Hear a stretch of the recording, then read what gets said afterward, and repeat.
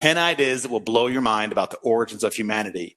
And the first question that I learned, and as I've started digging down this rabbit hole about 5 years ago, which led me to you, was that human civilizations were told roughly they started recorded human history, and correct me on my numbers, around 6,000 years ago. But we're basically told that the original humans were only, I think, is it 20,000 years old, roughly? Is that correct? Am I right about that, or are my numbers off?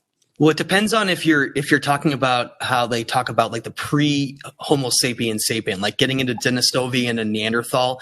That's where the disconnect comes in, where we're looking at this. We're like, okay, well, what are we? Are we just one of these pre-hominid Neanderthal Denisovans, or is there a lot more to the story? And that's where that timeline. What we're really talking about here is not when pre-humans ever started and existed on the planet, but when did civilization begin? And when did we go from being hunter-gatherers to something that's much more sophisticated? And that story is actually recorded in ancient tablets and texts around the world and in stories, and it's not anything like we're told in books. It's completely different, and there's a reason why that is the way it is. And I don't know if you want me to just keep going or you had a follow-up on that. No, I don't have a follow-up. So that first question is how old, based upon your research and your science and your data, is human civilizations? And sort of, if you may, kind of tell us where it all began from your perspective. Sure. I would like to know as well, sorry, as we load you with questions, the reason why we're told a different story. Yeah, it's quite an interesting history of how this all got started. Basically, the beginnings of all of this was, I guess you could say, a certain group of intellectuals, part of certain secret societies. And esoteric secret societies go back thousands and thousands of years.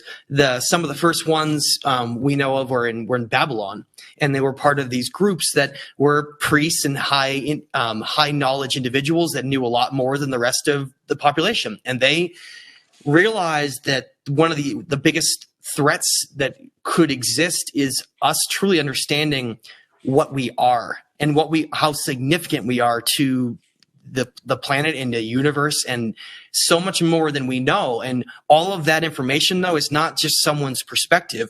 It's been recorded in ancient text for thousands and thousands of years earlier than we even have, or it's admitted in school on when civilizations were sophisticated. Basically, what we need to do is have an understanding of science and geology and climate for, like, we were taught, like, don't just reject all of it. Like, have a basis for some of those things, but then be open-minded to say, well, maybe this thing isn't quite right, and maybe this isn't quite right, and we need to rethink about how these pieces fit in.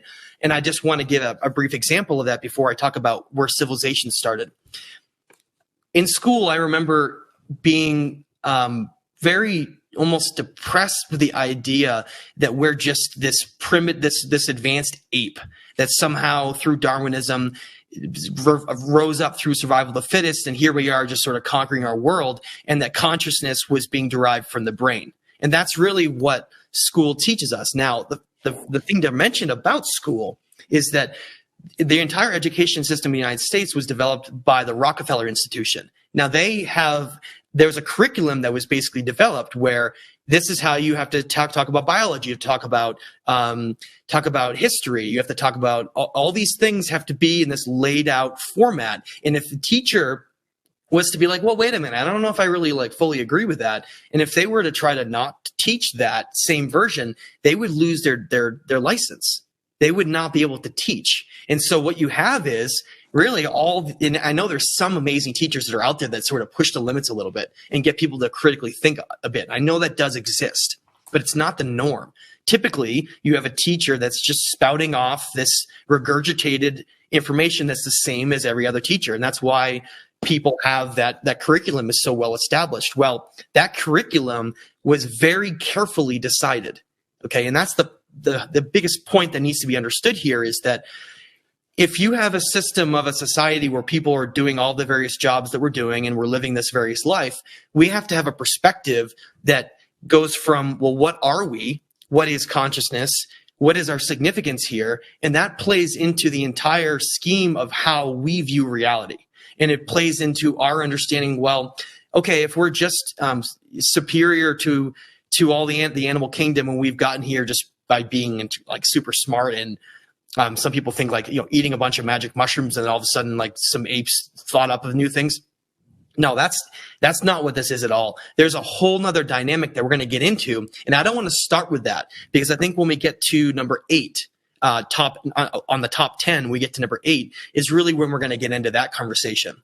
Because what the problem is, if you throw too much information at someone in an unorganized fashion, they're going to reject the message. And so what we need to do is we got to layer this on top of each other with evidence-driven content to understand, well, what is this great story? Are things much different than we're told? And the more that other individuals, if they're open-minded and they're able to just allow an idea to fester and see if there's any merit in it, and then and obviously go research for yourself. Anything I say, I highly hope that anyone goes and looks up themselves, because it doesn't matter who it is, me or anyone else. You don't just take anything for face value. You go and you look yourself. But we got to understand that you got to be very careful to look, and I know I'm going off on these like tangents, but we have to create a foundation first before I start talking about this. Can I interrupt 1 second real quickly? So this conversation that we're about to go into is especially relevant for you. And I say this not because you don't have the entertainment of the same ideas that I do. Lisa grew up for roughly 30 years in a Mormon church, which the ideologies around that are very strict on the beliefs of creationism and Darwinism. Yeah. And when you were saying 6,000 years, I'm like, yeah, that's what we were told. So the earth was created, blah, blah, blah. So it's it's fantastic that you're starting off with this baseline, because most people, Lisa's not the minority in that belief, right? Like, we live in this Western society that is based on this conditional ideology of one God, one religion. So I love where you're starting this off. So sorry to interrupt. Okay. No, awesome. That's good to expand on that. And yeah, what really we're talking about here, and you dabble down, it's known as the rabbit hole, and it's a term that's used way too much, but it's really the best way to look at it, because the more you look into these little pieces, these nuggets, the deeper you get down in. Before you know it, you're so far down it that the old paradigm of reality has now shattered all around you. Now, I want people to not be afraid of that.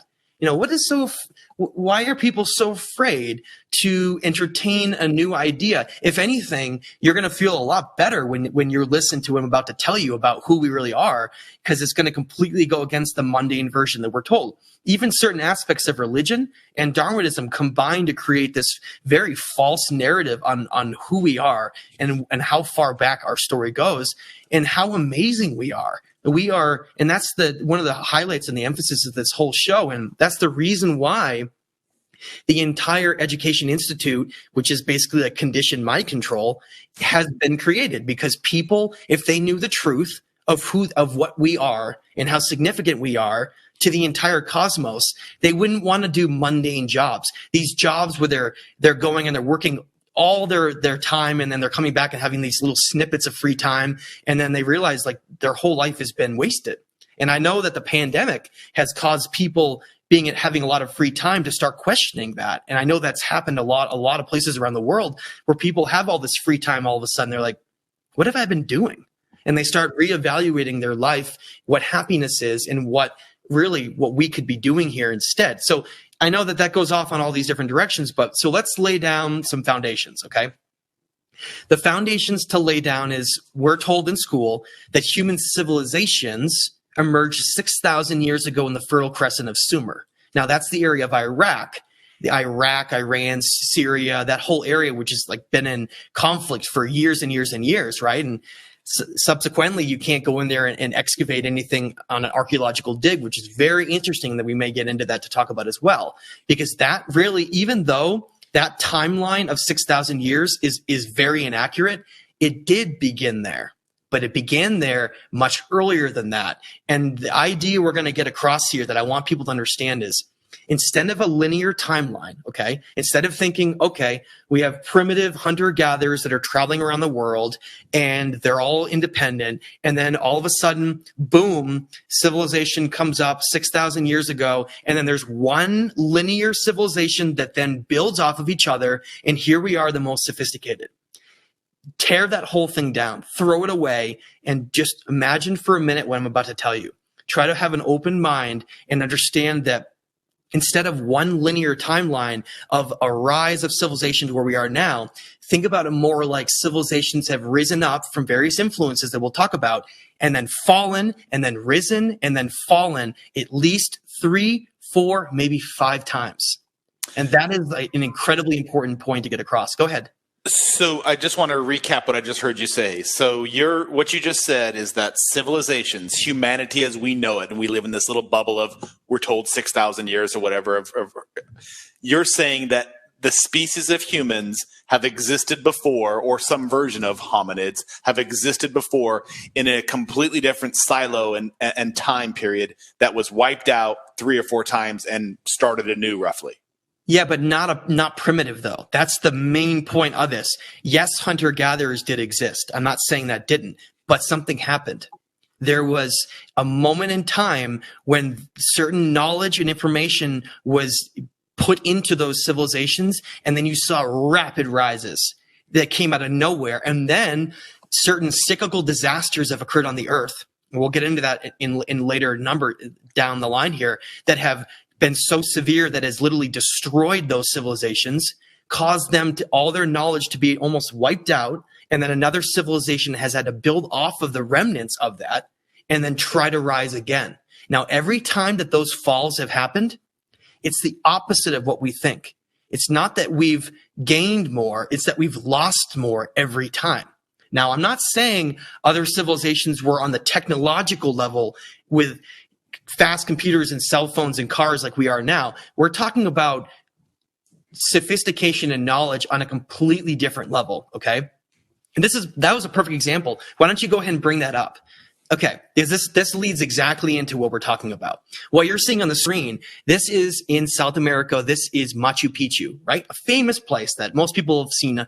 These mountain temples, way up above 9,000 feet on top of the Andes Mountains, okay? Now, we're told in school, again, this linear model, that the Inca created Machu Picchu, all right? And then the Inca slowly were wiped out when they were conquered by the Spanish, when they systematically conquered the Americas, right? When Pizarro came ashore with his armies, went inland, and then caused the demise of the Inca.